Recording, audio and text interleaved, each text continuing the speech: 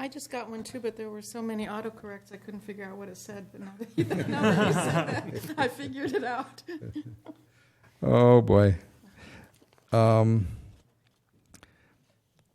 Now that you've got a chance to catch your breath, you can, I don't know whether you're being heard or not, but let's proceed. You asked us if we had any questions. Yes, do you have any questions on the bid process that we went through?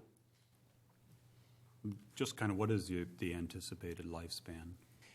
Right now, what we're finding the lifespan is 9 years. We've worked with our city mechanics. One thing that we can get good 9 years out of it is we do maintenance every 100 hours. And Mark and his partner down at the city shop are great at capturing things before we have a problem with them. And that's why 100 hours. I was just talking to a fellow EMS worker up in Northeast Iowa, and I said, we do 100 hours. And he looked at me and goes, well, we do 500. Yeah. So they're not catching problems right away. As a matter of fact, they had a rod go through an engine. So we've got a good maintenance program on there. We keep the miles even between all three ambulances. Every day there's a different one that's first out the door. So that helps with the life with them. Maintenance costs are actually pretty good for a staff of 3 ambulances here. We got 11,000 something, if I remember. Yeah, actually, this is one that surprised me. We got that much. Oh, that much? Okay, Yeah. I thought that didn't sound like a whole Normally, lot. in past ones, we've been running about 85 on one of the first ones I traded off, 65, I think, on the last one. I think Kevin was feeling generous and sorry for us, and he gave us 11.5. Sounds like a deal. It was actually a pretty good trade, which paid mainly for the fuel system increase. Good. We're going to go to a motion in a second, then we may call you back up with any questions. Okay. Okay. Formal motion, please. Move approval of the pay request from Clucky's Emergency Vehicles for the 2015 GM 4500 diesel Lifeline ambulance for $176,757. Second, please. Second. Motion and second, and council discussion. I'm just curious how you decide. It looks like someone goes through and decides all the features, so to speak, that add up to the final price. What process do you go through to decide that, or are there sort of best practice standards that you use? Something we did to hold costs, this will be the 4th one we purchased with the same set of standards, is we sat down with our crew and our staff and designed so all the cabinetry is all the same. You can crawl in there at 2 in the morning, you can be asleep, but yet you reach in the same cabinet, you're going to get the same product. So that's been a big help, and the staff helped design that. Again, because we can go out with the same package to all the vendors, we know what we're coming back with, and the insides will be the same cabinetry. The only thing we have to look at is maybe chassis changes as the laws require. And one of the impacts for us is the ambulance bay where they're stored is only so long, and so when you see other area EMS crews standardized with maybe a Ford F-Series truck cab, which can be run diesel, we can't because we don't have enough length. We wouldn't be able to shut both doors, overhead doors with that, which actually pushed us into the Chevy chassis this year because it was the only van-style shorter chassis that was running diesel, and diesel is the preferred engine and system with the torque and the power that we need compared to gasoline, which just doesn't have enough power when you put this type of box on the back. The other thing is I involved the city staff here. Mark Taylor was very good about going out, looking at the specs with me for the engines and the maintenance for it. He actually went last week with me to look at it, and he was on the floor underneath it, inspecting it. I don't know if Lifeline's used to that or not, but we had a mechanic on the floor for about an hour crawling underneath it. So that's great to have this team effort to go out and look at these rigs. Thank you. Thank you. I guess there's. I hope I never have to use it. But is there? I guess 9 years after we've bought the last one or whatever, any special features or things that are going to help you do your job better, or any? There's always special fun bells features and out whistles? there. If you use it, you'll find it's the smoothest lumber wagon we could find. But we don't use it for smoothness. The days of the hearse are gone. We need it for working inside. The lighting, the roughness of the box.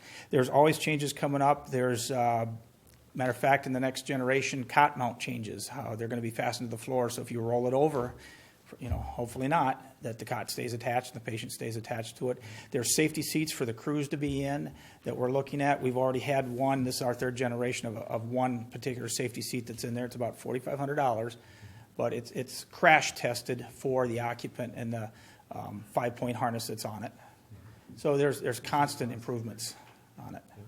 So, and if you all want to come at some point and see these, anytime. Can you talk real quick? I know it's not part of the ambulance, but can you talk about the new CPR devices, the compression devices? Yes, we you can. that you have on them? We've been looking at what's called the Lucas CPR device. It's an automatic CPR device. Anybody remember Johnny and Roy from 51? Okay, they were actually out at that time. However, they walked all over the chest. Our latest one that we purchased, and we actually ended up with 3 due to some fantastic community support here at the hospital. So 2 of our ambulances have it on there. What it provides is consistent CPR in the event of a cardiac arrest. Any one of us can get out there, would try to do our best for 2 minutes, and at 2 minutes you probably don't realize you're starting to fail. Okay, and then it's your turn, then it's your turn, and you start and stop all the time. Well, this provides consistent CPR. Recently we had a very good save with it here in the city. Combined with our first responders who noticed it, law enforcement arriving on the scene, us right behind them, it worked out really, really well. So we have one in the hospital that can be thrown on the 3rd ambulance if we need it, and we use it in the hospital also. And it just calms the scene down. We don't need so many people standing around. We can do all of our things that we need to do with it. So you're going to see that within our city, and we're one of the first to have all 3 trucks that have that available. So. Is there anything else I can address? You say you got, is there a 9-year life cycle on them? You've got Yep, three ambulances, Yes. so are we on a 3-year rotation for 3-year replacement? rotation. All right, Lisa. And it took us a while to get there. When I first came here, some of ours were 14, 16 years old. And so working with the city administrator and the council, and our mechanics, we came up with that rotation. So in 3 years, we'll be looking at buying another one? I hope so. Good question. Thank you. All right. Public input before we vote? All in favor signify with yes. Yes. Opposed with no. Unanimously passed. Regular business item number 2, to full sound over the television cable. Is a resolve to approve lots 66 and 67 in the Stonehaven subdivision being redivided into 3 lots. This seems fairly routine. It has planning and zoning approval. City administrator, anything more we need to know? No, Bill? Formal motion, please. I'll move Resolution 15102, approving a minor subdivision plat for the creation of parcels EE, FF, and GG out of Stonehaven Plat 5 subdivision, Lot 66 and 67. Second, please. Second. Motion, second, council discussion.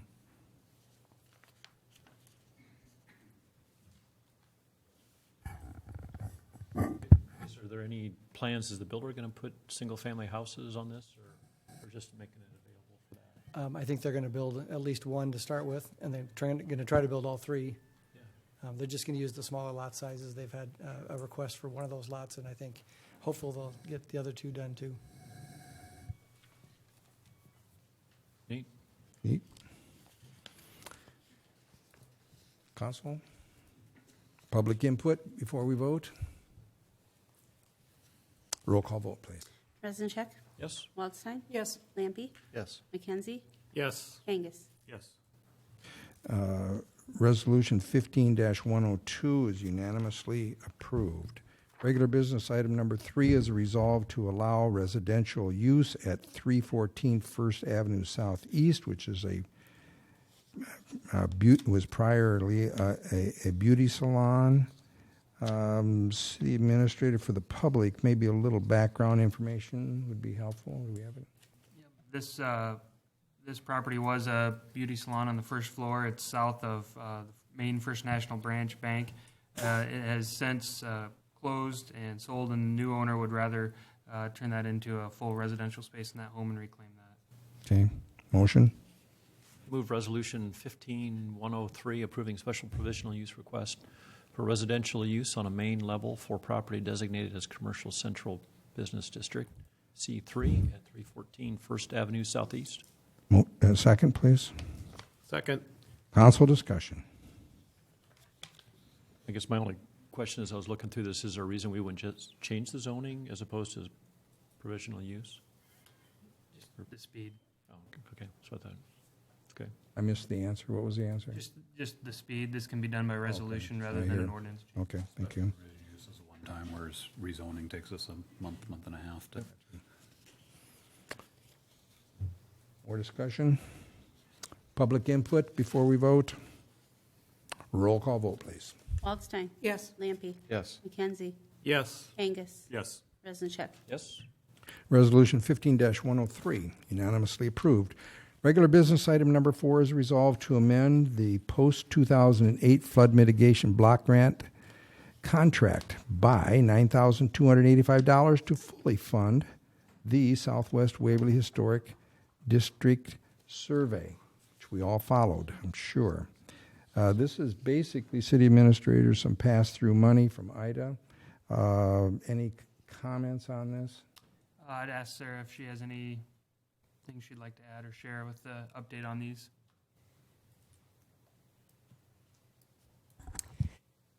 Just basically that this is a kind of a bookkeeping update in that before we approved the contract for our historic survey, IEDA had given us the go-ahead that the $39,000 would be fine because we only received one bid for that survey as well.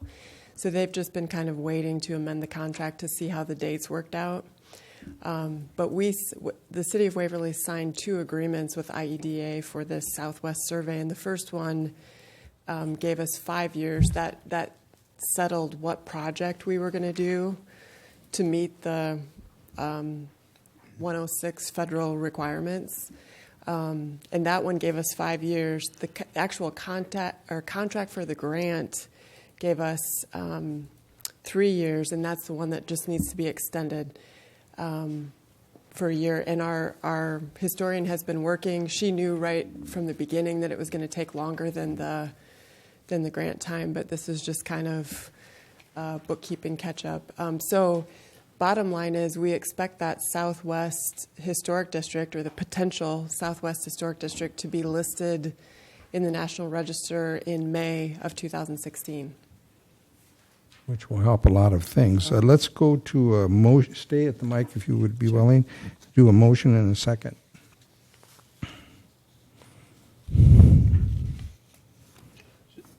I'll move Resolution 15-104, approving an amendment to CDGB contract number 08 BRI 106203 to increase the budget amount by $9,285 and to extend the contract end date to June 30th, 2016 for historic district survey work in southwest area of the city of Waverly. Second, please.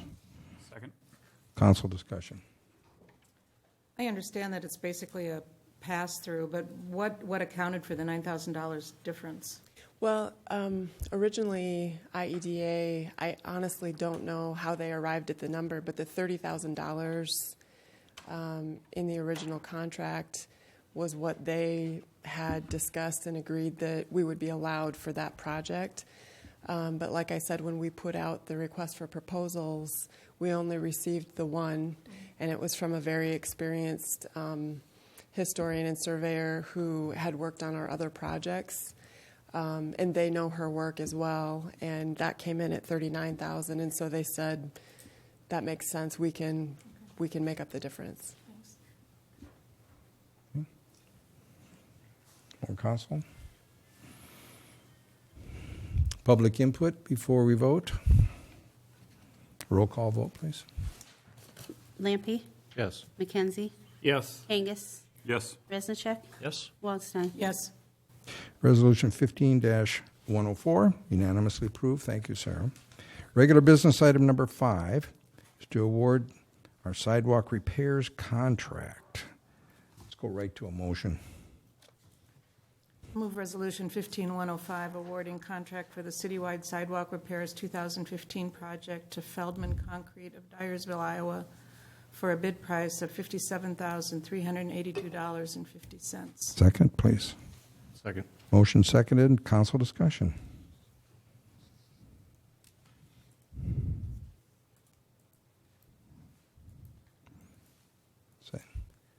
happy group on this item. Public input before we vote. Roll call vote, please. McKenzie, Yes. Angus, Yes. Bezincheck, Yes. Waldstein, Yes. Lampy. Yes. Resolution 15-105, unanimously approved. Regular business item number 6 is a resolve to add some streets to our seal coat program. We of course had round 1 discussion. I think we could go right to a motion in order to keep discussing. I'd move resolution 15-106 approving change order number 1 to add several streets to the 2015 bituminous seal coat program for an additional cost of $47,693. Second, please. Second. Motion second, council discussion. I guess I'm just curious, anybody have any questions of those impacted areas, or who's in the paper and stuff? Anybody? Haven't heard any. Okay. I know Mike added some additional material tonight on just the life cycle curves of different roads, and we put together kind of 6 priority philosophy things on use of road use funds, so I'll pass those out. Those are mainly just kind of background discussion topics that we can have. But we're happy to take any other questions, or if you want Mike to more discussion, we're happy to do that too. I remember the discussion, I think, wasn't so much over whether this would repair it. It was just the priority of spending money when we have the Green Bridge looking at us. And we were hoping to have Green Bridge, but I know you worked on it all day. Yeah. I checked with you just before for the public, and Didn't get it tonight. Didn't get it. Hopefully, uh, hopefully tomorrow. too bad. But we do know, I mean, that's going to be in the $1 million+ range for repairs there. And this is 47,000, yeah. And yeah, exact. Well, council discussion, I mean, where does wisdom take us? I guess I'm still kind of where I was a couple weeks ago. I think, I don't disagree that the roads can use some help, and there are roads within town that could use work. I just am hesitant, not knowing exactly where we're going with the Green Bridge, to commit even, I guess it's only $50,000, but it's still something. And I would rather have more knowledge, more information available to me before making that decision than less.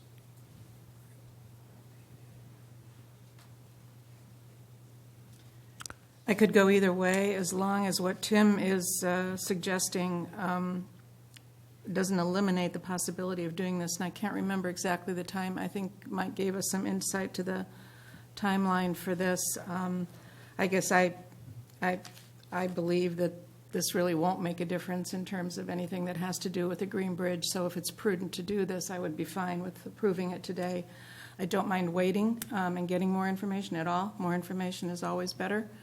But not if it makes, if it delays this unnecessarily. Now, if we don't spend this money on the seal coat, would that translate into a considerable more of an expense in the years next year? I guess that's what I ask. If we don't do this work, How much next is going to year, is add? it Yeah. going to be a huge amount? Good question. That's a good question. Or is it going to be fairly similar, another Or is 50 it, grand next year? will it go for another year, or is it imminent on this? Trying to decipher your pavement condition index. Looks like some good information, but maybe that's.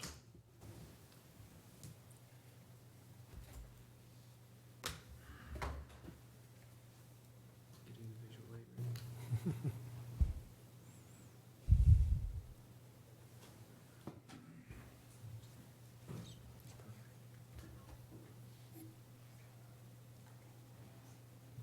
We see it.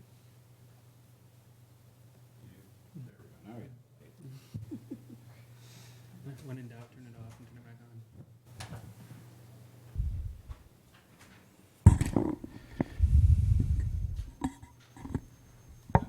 on. Okay, this, I don't want it to lead into a lengthy discussion, because this is like an entire college semester course on life cycle analysis and engineering economics, like this. That helps. This, okay. It goes from bad to good, I can see.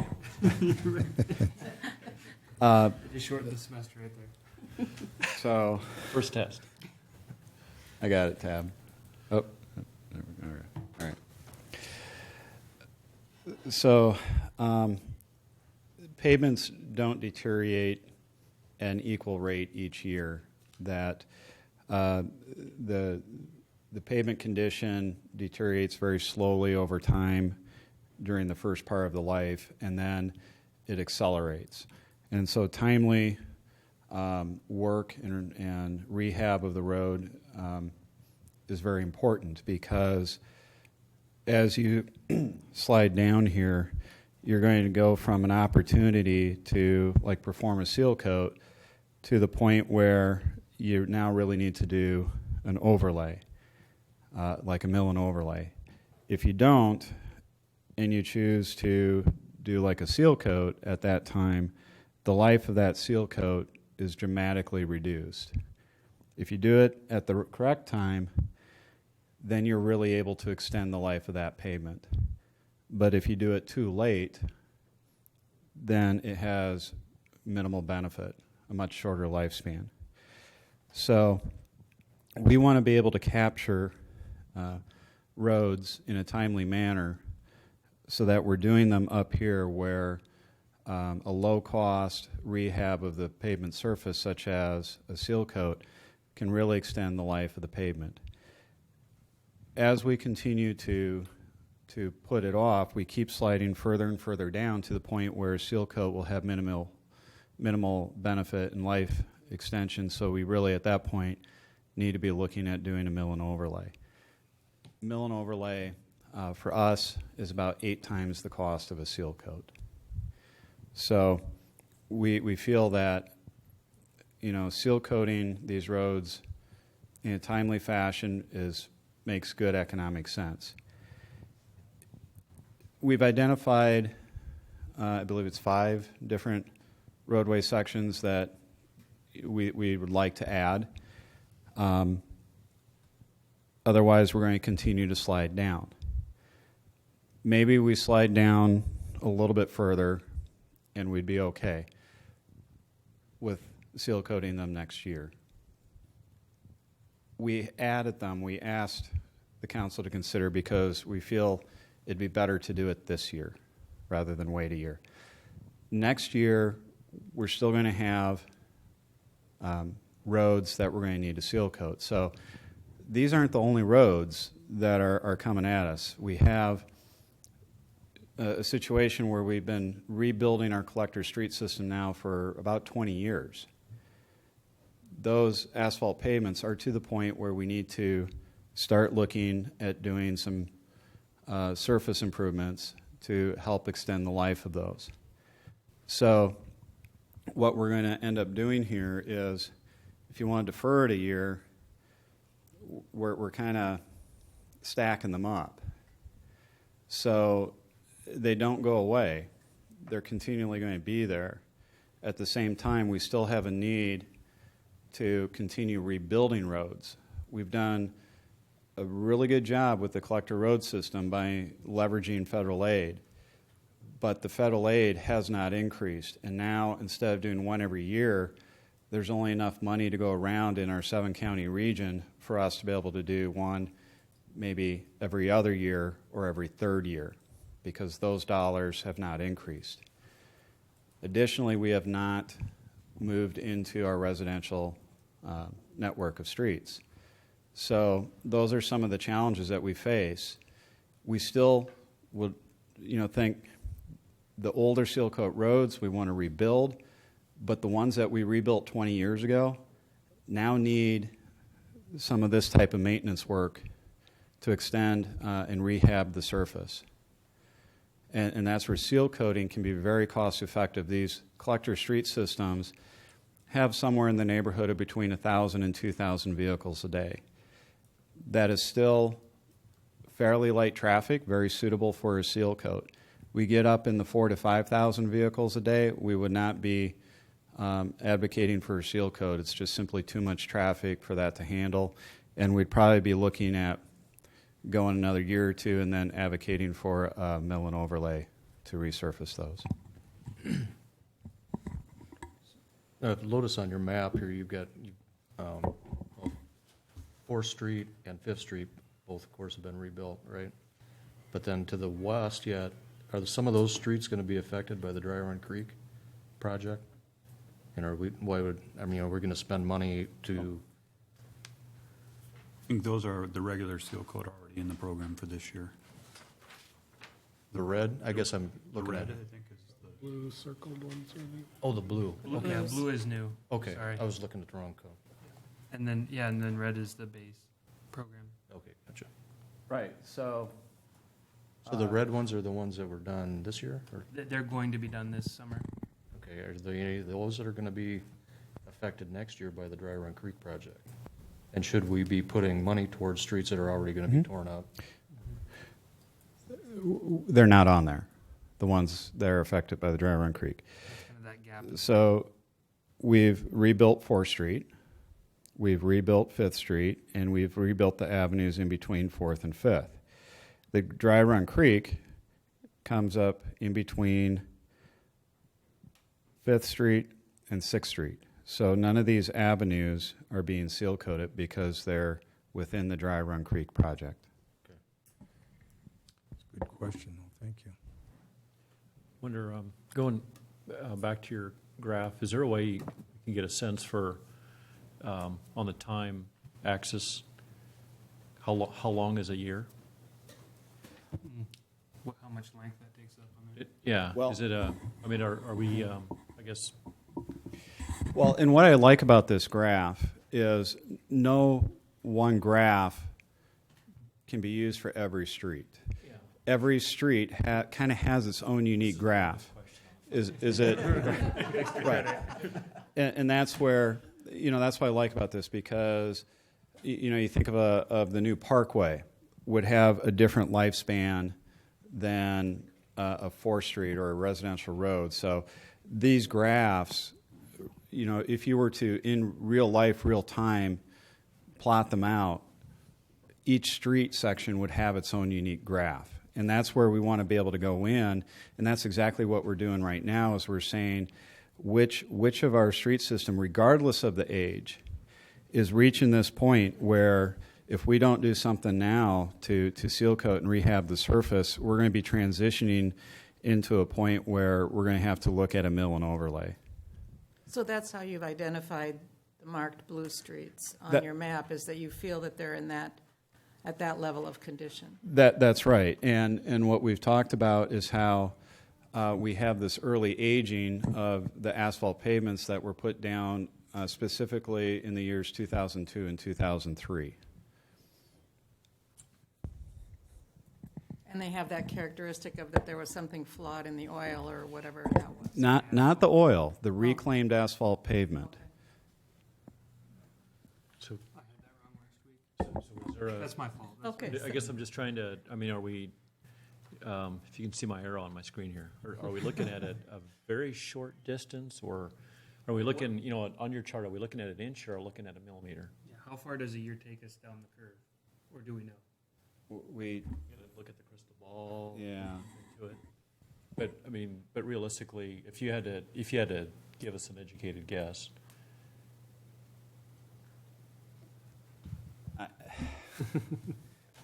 I guess, Dave, I think we're very close. With the streets I've identified, we're very, very close.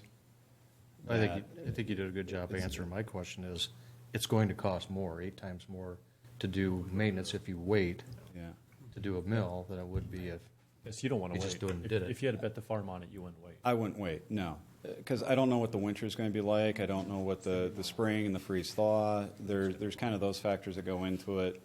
I guess that's the concern I had when I drove around on a few of them. Pretty soon, we're gonna have potholes that have to be patched on top of whatever we try to do for a seal Right. coat if we put it off for a year, so.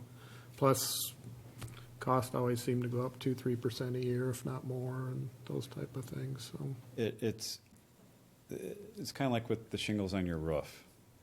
Do you go that extra year you're going to run the risk of having leaks or not. If you have the money, it's available, it's budgeted. The safe thing to do would be to re-roof it. If you were tight on your budget, you may gamble and say, let's wait a year on reshingling the roof. Okay, I guess, I mean, Tim? these streets weren't on the initial list, so they, at that point when that initial list was put together, they weren't, I guess, at that bad of a state and now they are. Is there any way, I guess that's, is there any way we can maybe take some other streets that aren't going to fail next year? Just, because I can just see people at home saying, well, we don't have the budget. You know, is there, I guess in a normal year, I would be like, let's do it. But with the bridge hanging over our head and $5 turns into 10, turns into 100 and so forth. Well, we identify the Seal Coat Street program in November of the previous year. So again, in October, November 2014, we're kind of going, they're close, but let's hold it off. And then after going through the winter and in the spring, it's kind of like, gosh, we got funds budgeted, and we had really good bids on the Seal Coat program. It's a little bit of a light year. Boy, it'd be really nice to get these done because we feel going another year starts to become a gamble. So That's we could argue that these funds are already budgeted. Actually, didn't we establish that last? Yes.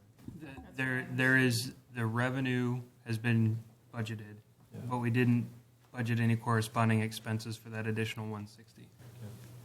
Well, right. There's 125,000 budgeted for the Seal Coat program. This would the new road use tax. right. So we had 125,000 budgeted. We're sitting at about 85,000 right now. So I think all of about 5,000 or 7,000 of this was funds that were already budgeted for the Seal Coat program. Again, I don't spend dollars just because they're budgeted. I try to demonstrate that there's a compelling need for it.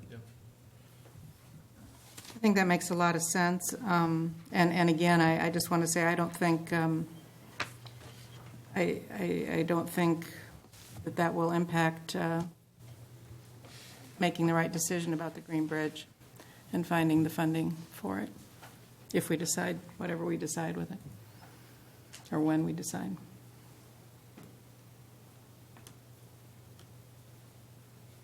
I guess just on timing, this allows us to get it in the contract for this year versus if we wait another month, they may be already here, have done their work.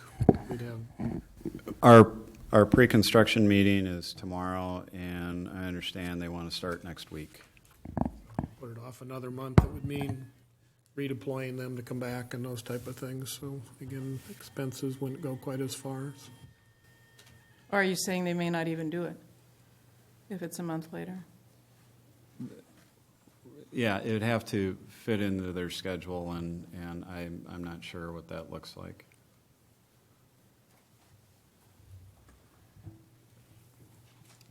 More discussion? Any public wisdom before we vote?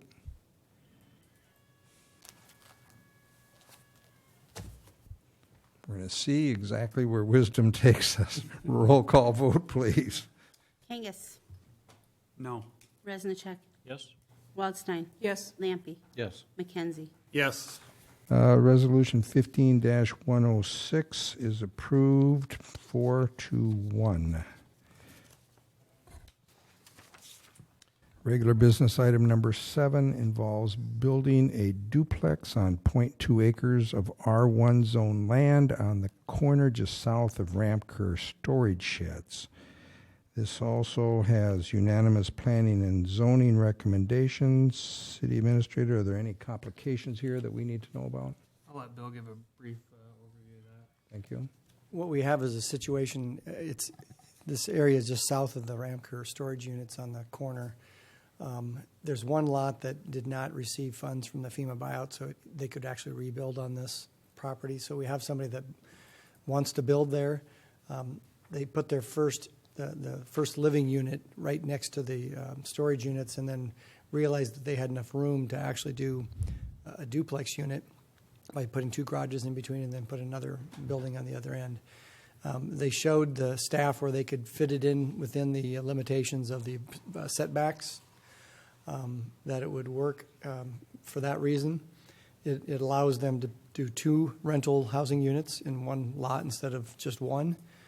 The 2 lots to the west of that property will not be built on because that's still in the floodplain, and it's buyout lots for the city that we could never reclaim because the map didn't change this designation there. The other properties are commercial. There's a picture that was in there.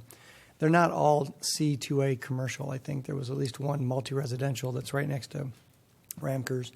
And then there's 2 residential units or houses there. And then there's the veterans property, the VFW property there. On the comprehensive plan, that was all kind of a commercial zoning. But we don't think it'll really, that lot could be used for that purpose because it's so small. So we think this is the kind of the maximum use for this property. It should be a nice new construction that would provide a couple more units of rental property. So that's why we felt that this was a very consistent use with the other adjoining properties. Okay, let's do a motion and discuss. I'll move the first reading on ordinance 999, an ordinance amending the zoning ordinance of Waverly, Iowa, providing for rezoning of 0.2 acres from single-family residential district, which is R1, to 1 and 2 family residential district, which is R2, on the northwest corner of First Street Southwest and 8th Avenue Southwest, amending the comprehensive land use plan from open space to residential, and setting August 3rd, 2015 at 7 p.m. in the council chambers as the date, time, and place for a public hearing. Second. Second. Council discussion.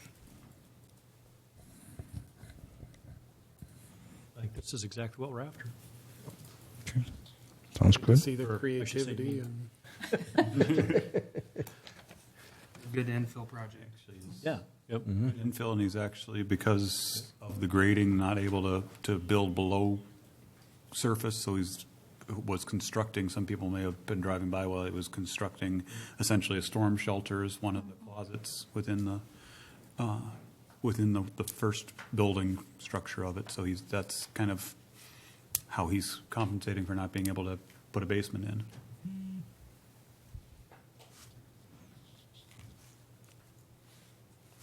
Public input. Roll call vote, please. Resincheck, Yes. Waldstein, Yes. Lampe, Yes. McKenzie, yes, Kangas. Yes. First reading on ordinance 999, unanimously approved.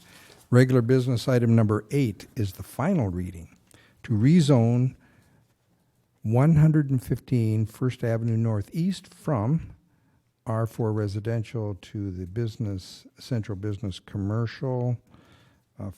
Let's go right to a formal motion.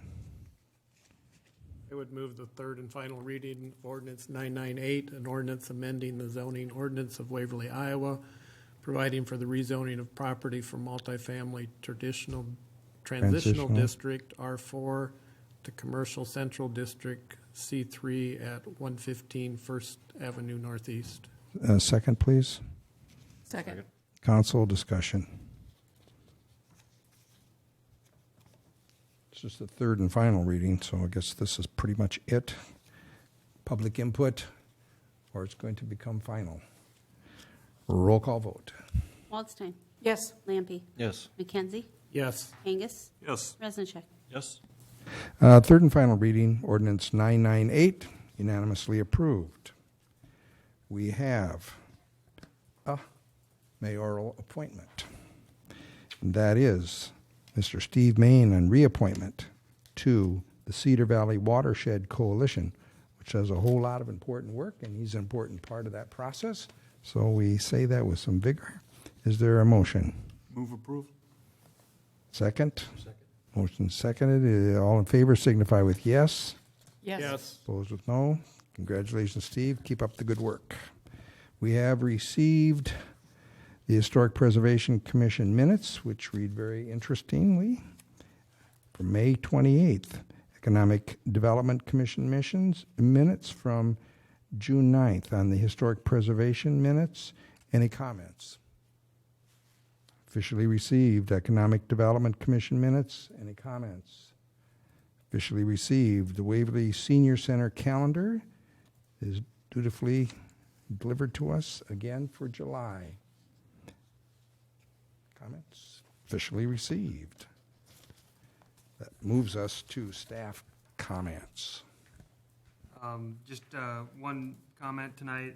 As I mentioned before, we did not get the bridge report today as we had intended, so I will be trying to get that tomorrow. They were waiting on some pricing from different contractors for the estimates to have the most recent numbers reflected in cost estimates and also an internal review process. So I asked them to get that to me as quickly as possible this week so we can get it out for review ahead of next week's presentation. Okay. Any other staff comments? City council comments? Tim or Edith? Go ahead, Tim. I've got a couple, so. Okay, I only have one. And it's just a thank you to the Heritage Days Committee for a wonderful weekend. That was going to be one of mine. Sorry. Nope, that's fine. I didn't want to steal your thunder on that. No, I just wanted to thank, again, I had citizen that emailed me and another one that texted me and as far as the sound issue tonight. And so thanks to Tab and to Cliff for getting that resolved pretty quickly, but also thank you to them for letting us know that we had that issue. The other one was also a technical glitch I was going to ask because we've had some issues with our email and server or what's going on as far as getting it on mobile devices or outside. Yep. So the address to the server was redirected, and we sent that information out either via text or by email last week. And so you need to point all your devices, and we've realigned our link on the webpage for Outlook to the new server address, which is mail.waverlya.com. Okay, I don't think I got that email because Okay. I wasn't able to access the email. So I'll send you a text. it's kind of like what happens at school when their internet goes down and they send us an email. I actually Tell us got the it, internet's Tim, down. in a text message. Yeah, I didn't get it. and then the rest of the students say, I got it. Yeah, I got it. I'll send it to you. Okay, thank you. Yep. Okay, David? I'm just looking at my email right here. It's updating as we speak. No, there was, I guess, as the email, there was a question about 2nd Avenue Southwest, just speed. You know, I had a, it's not a, I have to be careful how I say that, but it's not a, I guess I apologize that maybe the citizen thought that the speed was increased, but it's a nice street, so maybe they can't help it, I guess is the way I was going to say, but I don't know, I'm assuming. We had done I some. see some smiles out there. I'm sure you got all the I got police cars that. out there. Mike, we had done some lining like on 12th Street when we redid 12th Street with the kind of the bicycle or parking area and did the same thing a little bit on First with the striping on that. Is that you talked about was kind of a calming effect by narrowing that or giving a visual? Is that something that can be done on 2nd? Yeah, I was also asked if we widened the street, and it's like, no, we just made more of it usable. So, you know, one of the dilemmas if we start putting center lines down the middle of our collector streets, it's an increased maintenance cost. I think it can have the opposite effect at times.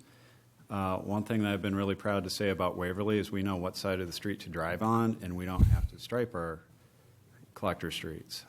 We only stripe the arterial streets coming into the community, such as Horton Road, Bremer Road, 12th Street Northwest. Those are the ones that are striped. If you want to look at that policy or change the policy, we're certainly open to it.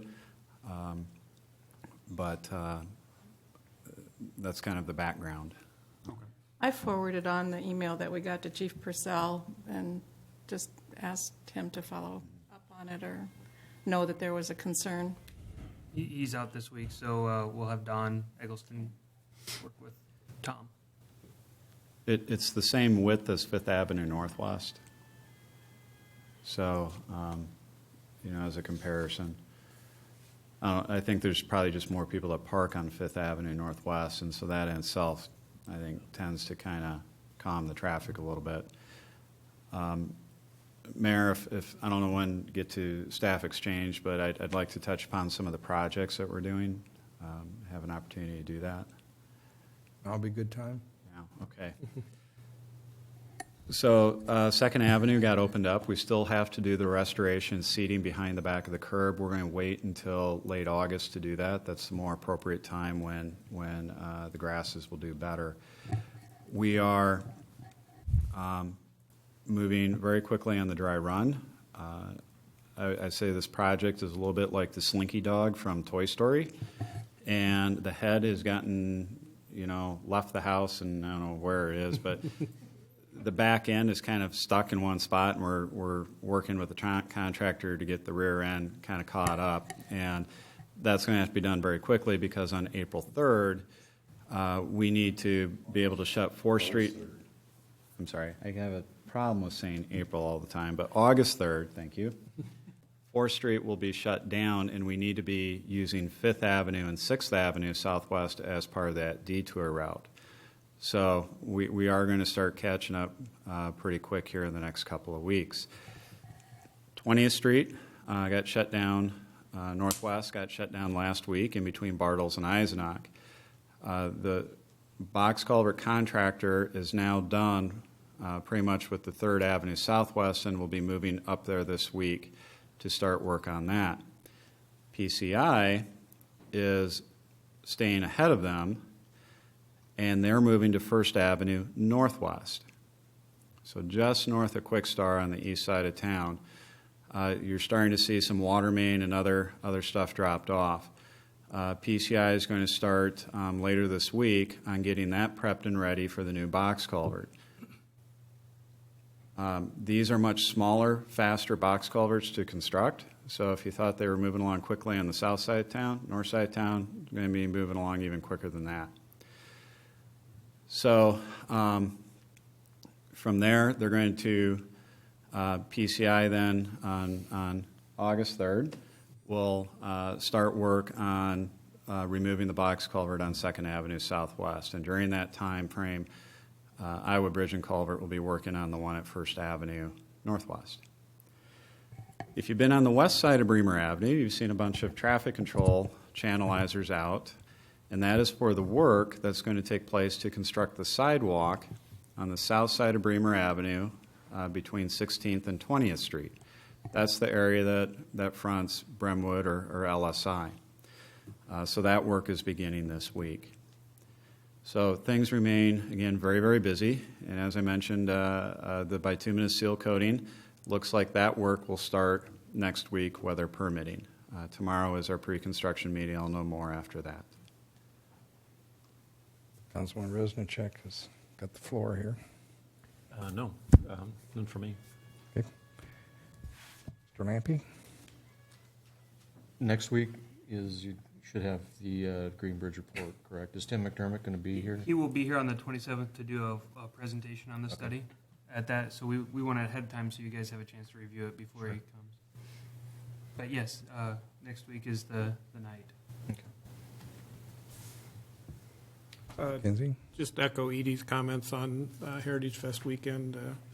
We were down at the band and beer tent after fireworks, and there were probably 25 or 30 people that came up to different members of the committee and said it was the best one yet. So I think all their effort into revitalizing it and making it more family-friendly and changing the bands up a little bit, I think, paid dividends. So job well done. Can I ask one Absolutely. one thing for, and I know we set aside next week for the bridge, but I was just wondering if Mike could have maybe put a visual together real quickly on the streets as far as how that detour road is going to work. closures and for the 4th Street. Yeah, we when can that's show a closed, traffic 'cause plan. That's going to be a big recycling of where people are going. So That's a good we way can to do Yeah, that. we'll do that. We're going to kind of try to do somewhat of a media blitz here and get the word out, because things have, if you think it's bad now, it's going to be downright awful. So To DC for 2 weeks, so it'll be okay. I'm trying to lower everyone. That's the official tagline. Yeah. If you think it's bad now, just wait. But we're getting better at it. Yeah. Progress for Waverly. We got through Mumford and Sons, and that went smooth. I think we'll handle it. Take 5 minutes beginning of next week prior to it closing down. Just to Good idea. A few comments from me. Piggybacking on Heritage Days, the Vic Ferrari evening was, I enjoyed that band very much, and they had a little over 4,000 people there. They had almost 3,000 at Boogie and the Yo-Yos. I enjoyed that band too. A little different type music. That was good. I piggybacked the parade. I also would add that part of the festivities included the Sturtevant House at 502 First Street Southeast. We're all kind of watching a little bit. And with the contract work being done on the Southwest historic preservation status for that area, that will help them, I think, to move forward. Former Mayor Bob Brunkhorst and Chris, his wife, worked very hard, and their son did a lot. They're going to have a nice little plaque out there. It's going to make a big difference, and we congratulate them. Maintaining our history and anchoring us as we grow, terribly important, and we thank them for their effort. Rick and Kathy Sturtevant did actual enactment of the period, the 1850s, and talked to us, and it was very effective, so we thank them for giving us an exciting time to feel our history. Ice cream social that they did, over 200 people, so they're real happy. But we're happy that we invested in that effort, and we can move on to the next great event. End of comments. Communication. Just one thank you note from some friends in Denver who appreciate the care that's put into our bike trail. Aha. Appreciate that. Bike trail, the rail trail. Move to adjourn. We adjourn. Second? Second. All in favor signify with yes. Yes. Adjourned.